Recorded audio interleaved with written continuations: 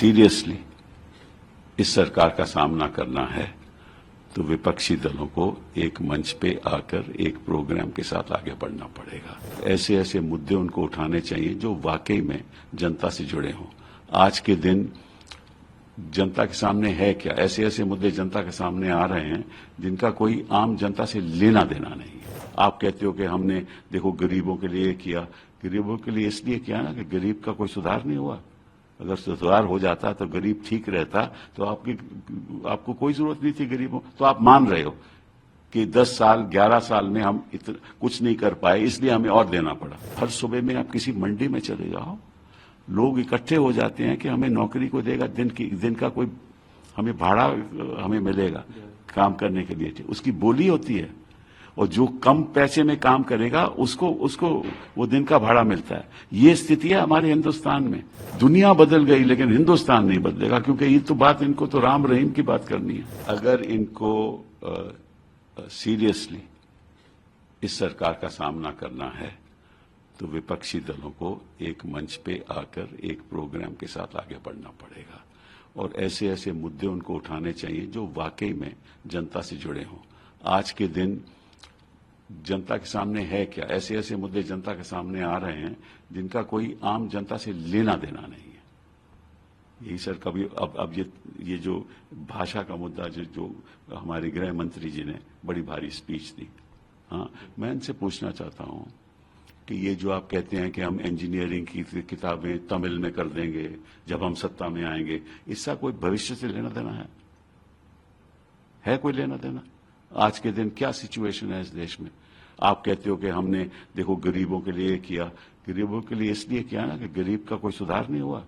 अगर सुधार हो जाता तो गरीब ठीक रहता तो आपको कोई जरूरत नहीं थी गरीबों। तो आप मान रहे हो कि 10 साल 11 साल में हम कुछ नहीं कर पाए, इसलिए हमें और देना पड़ा।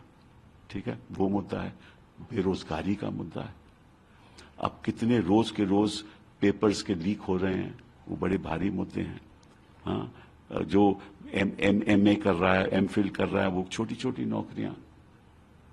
और आप देखो हर सुबह में आप किसी मंडी में चले जाओ, लोग इकट्ठे हो जाते हैं कि हमें नौकरी को देगा, दिन का कोई हमें भाड़ा हमें मिलेगा काम करने के लिए, उसकी बोली होती है। और जो कम पैसे में काम करेगा उसको वो दिन का भाड़ा मिलता है। ये स्थिति है हमारे हिंदुस्तान में। उसके बारे में कोई बात करता है? जो बुनियादी बातें हैं, रिसर्च के बारे में कोई बात करता है? हमारी संस्थाएं चल कैसे रही हैं उसके बारे में बात करता है कोई? हमारा स्कूल सिस्टम कैसे है? और स्कूल सिस्टम देखिए, उसका जो पढ़ाने का तरीका ये बिल्कुल गलत है। तो और दुनिया बदल गई लेकिन हिंदुस्तान नहीं बदलेगा, क्योंकि ये तो बात इनको तो राम रहीम की बात करनी है। ठीक है, इनको तो बात करनी है कि भाई हाँ, औरंगजेब की बात करनी है। औरंगजेब की बात, उससे क्या लेना देना है? ये तो आरएसएस ने भी कह दिया है कि बात काहे कोई सब मुद्दे उठा रहे हैं, बट इनको उठाने हैं क्योंकि इनको तो वोट बटोरना है। और इनको लालू को बुलाना है, जब इलेक्शन होने वाला है तो लालू को बुला लेंगे लैंड स्कैम में, सारी फैमिली को बुला लेंगे। ठीक है ना, फिर ईडी की रेड भी कर देंगे, फिर इसी एक दो गिरफ्तार भी कर लेंगे क्योंकि इलेक्शन आने वाला है। इतने साल क्या कर रहे थे ये? तो सिस्टम का दुरुपयोग करना, संस्थाओं का दुरुपयोग करना, एजेंसीज का दुरुपयोग करना, राइट। और अंधाधुंध पैसा, जितना मर्जी पैसा खर्च कर लो, ठीक है ना। और इलेक्टोरल बॉन्ड्स करना, अपने आप को अमीर बना लेना, और फिर इन्वेस्टिगेशन नहीं होने देना, और इलेक्टोरल लोन में धांधलीबाजी करना।